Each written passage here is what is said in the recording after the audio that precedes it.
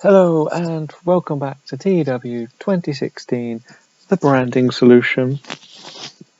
And today we have our Smackdown after the Unstoppable pay-per-view, where we actually only have 2 weeks to book up to Survivor Series. So we have a bit of rush booking to do, a bit like what I had to do on Shockwave, but then I didn't have to do on Shockwave because I messed up working out the calendar dates. But we are going to start with the pre-show, as we always do, because that's how we like to keep it simple. Where we have Aaliyah, Carmella, and G-Nex defeat my NXT talents in a poor match, let's be honest. It was never going to be fancy. And it's the trend for the show where Mickie James gets a win, needs some momentum, just to see if any of these have any chemistry. Sinatra Garrett needed a win, so yeah. Taryn Terrell beat Adria. I am blagging that she wasn't that injured from the attack. So yeah, we're going to continue that idea.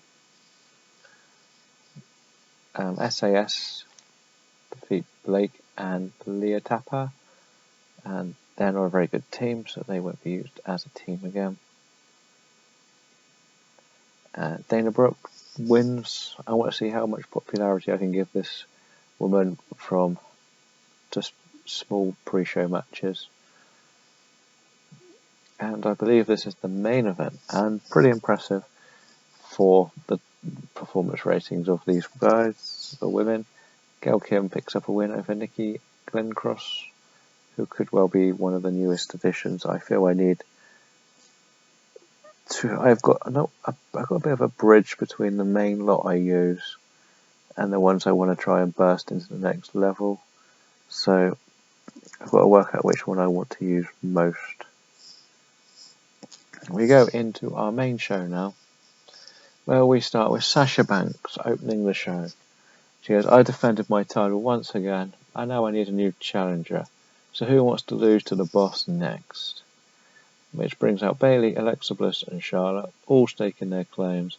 They all won their matches at Unstoppable last night. But Edge comes out and decides that we're going into Survivor Series.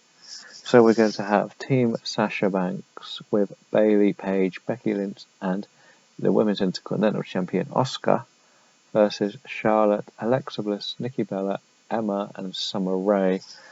And it would be fair to say they are my 10 best women wrestlers. Give or take, Summer Rae and Natalya probably would be the other way around, but I needed a hill. And the announcement is that the winning team will then have a match on the next Smackdown to find a number one contender, which basically means if Sasha's team wins, it will be a fatal four-way. If Charlotte's team as such wins, it will be a 5-way match to find ourselves the new number one contender. Yeah, great start. Charlotte's getting stale, which is slightly worrying, but we have plans. I already think I know who's going to be the new number one contender, but I cannot say who yet. We start the match with a very good match of a 69C+, where Alexa Bliss defeats Levy Bates. I just want to push a few of these singles matches as well as in big tag team matches. We then have a little backstage segment where we have Angel, Cheryl, or Dangerously Beautiful talking to Carmella. And the idea is they're trying to recruit for their Survivor Series match. They need one more member. Carmella would fit in perfectly with that group as the heel. So that's their first attempt at finding someone. And Carmella defeats Alicia Fox. I had to give Carmella a win. She hasn't. Where she's been doing the promo work for Asuka, whenever they have matches, Asuka's won in the Intercontinental. I'm taking her out of the Intercontinental. Asuka will also have a new number one contender or challenger. I'm not going to do number one contender match. We will see later in the night who that is. And Carmella is going to have help from Dangerously Beautiful. So after the match, they're all attacking. Naomi comes out to try and make the save, as does Taryn Terrell. Slightly injured, but they end up all facing the wrath of Dangerously Beautiful and Carmella. Now, I haven't fully decided who's going to be in their team. I have two options.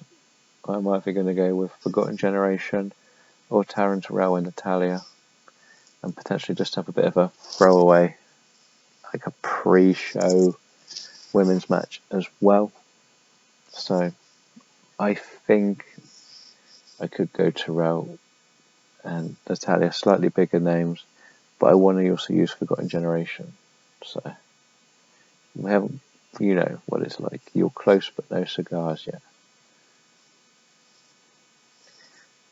The Heartbreak Express defeat the Psycho Ward. Now I wanted to put these two. I saw in pre-shows. They're a great team. They're a little rivalry with Nia Jax. So we're going to make them a proper team now. Going to have them a couple of wins here and there. So yeah, that's the start for that one.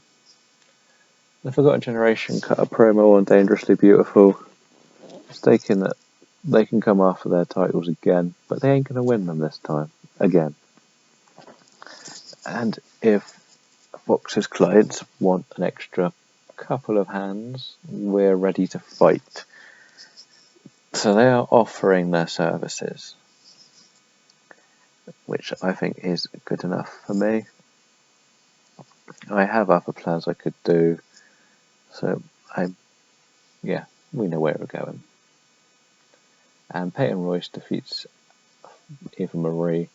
I'm actually quite impressed with that match, considering Eva Marie's in it. Peyton, I believe, is slightly weaker than Billie Kay, so I've gone for her to get the wins or the match.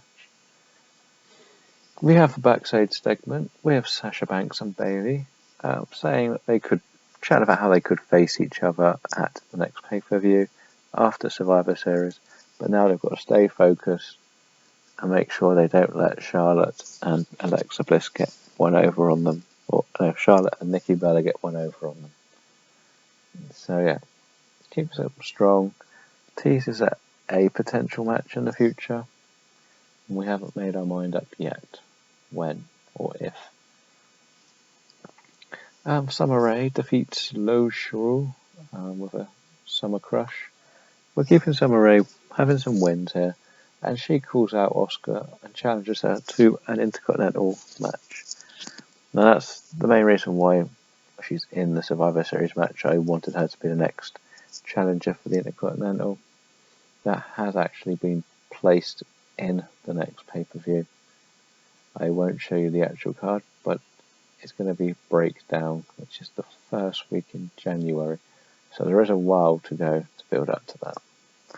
As I've said before, I basically book the matches a month in advance and then work my way up to them.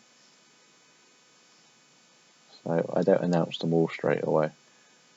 I've just thrown in a Nia Jax squash match. Yeah, we know what it's like. I did a video with Natalia. She's not quite in any matches yet, so this one works just for that. Becky Lynch defeats Taylor Made. It was quite an averagely boring match I thought this would be a bit higher. Taylor Made got her first pinfall defeat, I believe, when Mickie James distracted her. Their rivalry is going to go on a little bit longer, but will probably just be one where it's always sort of in the background rather than what's happening for them both next. Taylor Made could easily be my next Intercontinental Women's Champion or Challenger. So we'll see how she does with her next couple of matches. And we have Mickie James attacking Taylor because of what had happened. We know where this is going. It's Mickie to get a few over on her because she's been losing quite a lot. And what was surprisingly poor again, Emma defeated Paige using underhanded tactics. Sort of went with, you know what it's like. Emma Hill needs a win after losing. Paige gets to try and put one over her. Poor rating there. And afterwards, Paige realises that she has been cheated out of the win and confronts Emma in a nice heated confrontation between the two. But they don't swing. So there's a future match between those two, I hope. In my main event, which again isn't as good as I'd hoped, Bayley and Sasha defeat Charlotte and Nikki, when Sasha defeats Nikki. The key point was that Nikki had to be the loser in this match. I am very disappointed at the low level on that one. And afterwards, Bayley tries to offer Charlotte a handshake, as Bayley would, and Charlotte just attacks her, leaving her led out in the ring, and Sasha is too far away to realise what is happening. I don't think this is going to be a good show, so we'll see if we made it into the mid-70s. We got a 74. Yeah, they just didn't click at the end, these matches. We'll head back to the main screen and just see how things are looking for the women's show. Okay, we're back to the main screen. We got the best news story. Let's just double check Impact. They're on a 63. So we're still beating Impact. Decision-wise, we get to renew or confirm the renewal of Dean Ambrose's contract. That's a big, big renewal. We needed that. We're all flying in. William Regal. As I've made him a little manager, I do kind of need to offer him a new contract, don't I? I'll just do 1 year, because if the faction doesn't work, there won't be much other than training for him to do. And Eric Rowan, he can stay for another at least a year. We'll see how things go with him. You would be fair to say he's probably the weak link of the Wyatt family. But let's see how his popularity has looked. So he's only got these. He has done nothing barely since we've made him got about 3 points. That's not good. Doesn't get used as much as he probably should. So no. We're not too bothered about him. And then if we go and see who is popular in the creative music, who is hot then? Becky Lynch, even though she lost, she's at the pay-per-view, she's still apparently number 1. Who is not? We see a few new names on there, because I managed to get Brooke Adams a win, which I think was quite important. The storylines for Smackdown, we changed a few people in some of these, so there are no true spoilers in there. The women's one, we got Alexa, Bayley, Charlotte. Again, they're all the people that won. The tag one's doing okay, and the Intercontinental's now got Summer Rae. I'm going to put Natalya and Gail Kim in and around that for now. I've got a few ideas here and there. It's not the best. I think that's actually everything for Smackdown. I think we are done, so we're going to just double check this popularity. Now, as you can see, with this popularity, we have already pretty much moved her up nearly 10 points compared to what she was, zeros across the board. I know it's not big, but 5 points is a big jump. But we're in the show here. We'll be back with Shockwave next time. Thank you all for watching.